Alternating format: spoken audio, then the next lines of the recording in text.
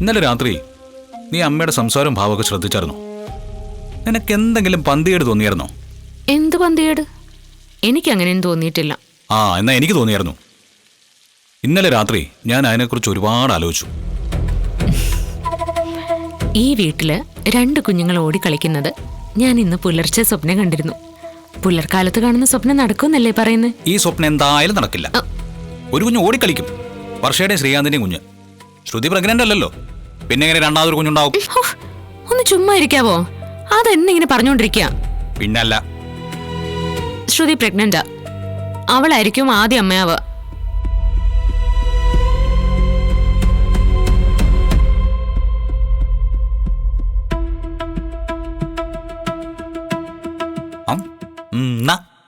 വേണ്ട, മോൻ കഴിച്ചോ.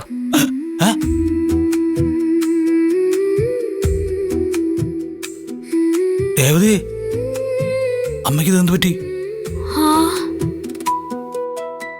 അമ്മ മയത്തിലാണല്ലോ സംസാരിക്കുന്നേ. സാധാരണ എന്നോട് ഇങ്ങനെയൊന്നും പറയാറില്ല. എന്ന് കാക്ക മലന്ന് പറക്കും. ഒന്ന് പോടാ. അല്ല, നീ ട്രിപ്പ് വല്ലതും എടുത്തിട്ടുണ്ടോ? ഇല്ലമ്മേ, ചുമ്മാ ഇവിടെ ഇരിക്കുക. ആരും ഇതുവരെ വിളിച്ചിട്ടില്ല. എങ്കി ഞാനൊരു ഓട്ടം വിളിച്ചാ നിനക്ക് വരാൻ പറ്റുമോ? ഞാൻ കാശ് തരാട്ടോ, പേടിക്കണ്ട.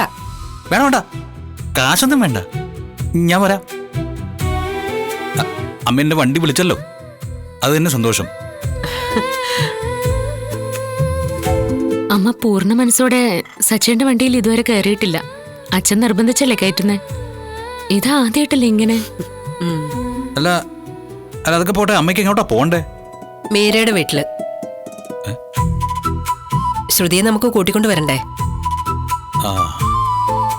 അല്ല, അപ്പം സുധി വരുന്നില്ലേ? അവന്റെ കാറിൽ പോയാ പോരെ? അവൻ വരുന്നുണ്ട്, പക്ഷേ അവന്റെ കാറ് വേണ്ട, നിന്റെ കാറിൽ പോവാം. ഞാൻ വെറുതെ ഒരു ഓട്ടം വിളിച്ചതല്ല, എനിക്ക് നിന്റെ ഒരു സഹായം കൂടി വേണം.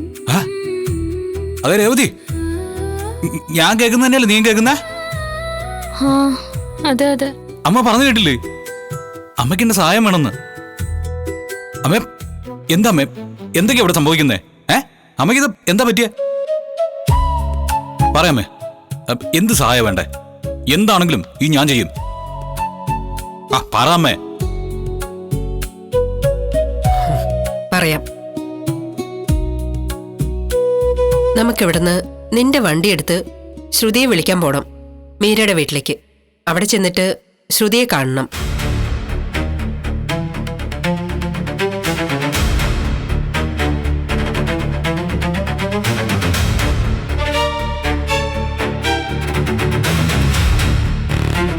എന്തു പറയുന്നു? എന്റെ അമ്മേ, അമ്മയൊരു കില്ലാടി തന്നെ. എന്തായാലും ഇത്രയും ഞാൻ പ്രതീക്ഷിച്ചില്ല കേട്ടോ. കൊള്ളാമേ, കൊള്ളാം, പൊളിച്ചു. നീ ഓക്കെ അല്ലേ? പിന്നെ ഞാൻ അവളെ ഓക്കെയാ. ശരി, എന്നാ പെട്ടെന്ന് റെഡി ആയിട്ട് വാ.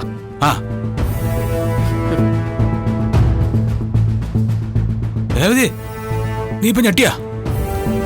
ഞെട്ടി. രാത്രി അമ്മയുടെ സംസാരത്തിൽ പന്തികേട് തോന്നിയിരുന്നെന്ന് സച്ചേട്ടൻ പറഞ്ഞല്ലോ. അത് ശരിയാണെന്ന് എനിക്കിപ്പം മനസ്സിലായി. എന്തായാലും ഞാൻ പെട്ടെന്ന് റെഡിയായി പോയിട്ട് വരാം.